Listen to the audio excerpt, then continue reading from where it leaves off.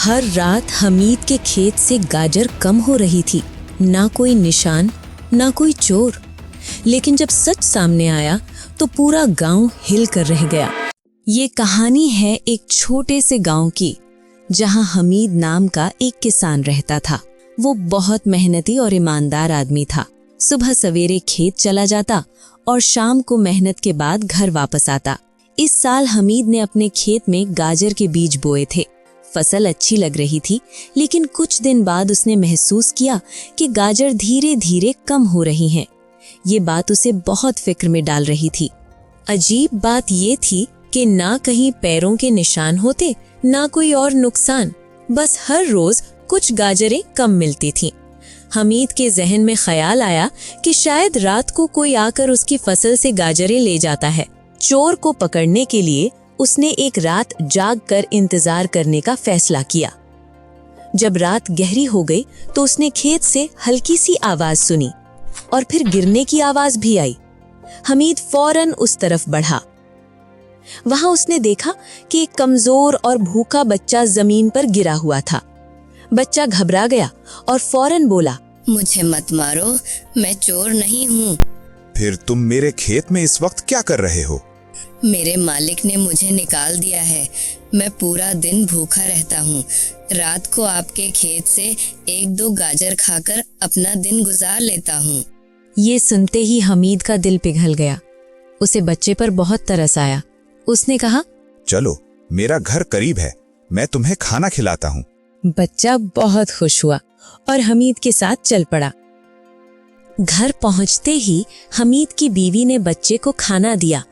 हमीद को समझ आ गया था कि उसकी फसल से गाजर क्यों कम हो रही थी, लेकिन असल मसला अब शुरू होने वाला था। खाने के बाद हमीद ने बच्चे को अपने घर में सुला दिया।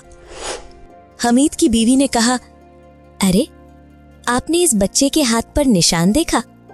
ये बिल्कुल वैसा ही निशान है जैसा पिछले साल यहाँ एक लाश पर था। हमीद भी सोच में पड़ गया। मैं भी यही सोच रहा हूँ कि ये निशान कहीं देखा हुआ लगता है। बातें करते करते हमीद और उसकी बीवी सो गए।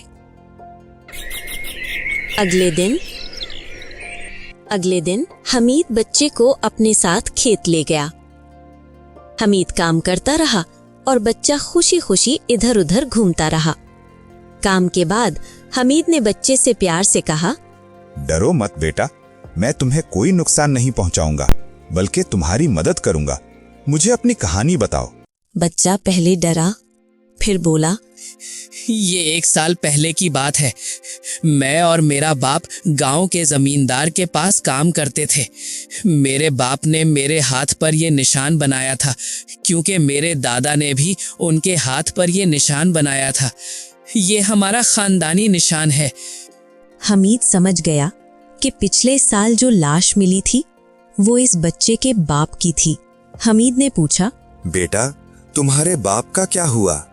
जमींदार हमें पैसे नहीं दे रहा था। जब मेरे बाप ने अपनी दिहाड़ी मांगी तो जमींदार गुस्से में आ गया। उसने अपने लोगों के साथ मिलकर मेरे बाप को बहुत मारा और मुझे कैद कर लिया। मैं कई महीनों तक कैद रहा। मुझसे काम करवाया जाता, न खाना मिलता न पैसे। जब मैं कमजोर हो गया और काम के काबिल ना रहा तो मुझे निकाल दिया गया। जब मैं अपने घर गया तो वहां ना मेरे माँ बाप थे ना घर। ये कहानी सुनकर हमीद की आंखों में आंसू आ गए। उसने बच्चे से कहा, आज से मैं तुम्हारा बाप हूँ। तुम्हें जो चाहिए मुझे बता देना और उस जमींदार को उसके जुल्म की सजा जरूर मिलेगी।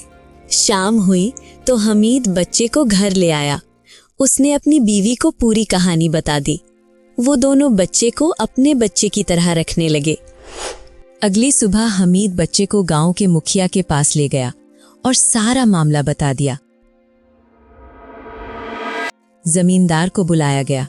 बच्चे ने उसे पहचान लिया। जमींदार पर कत्ल और जुल्म साबित हो गया और उसे उसके किए की सजा मिल गई।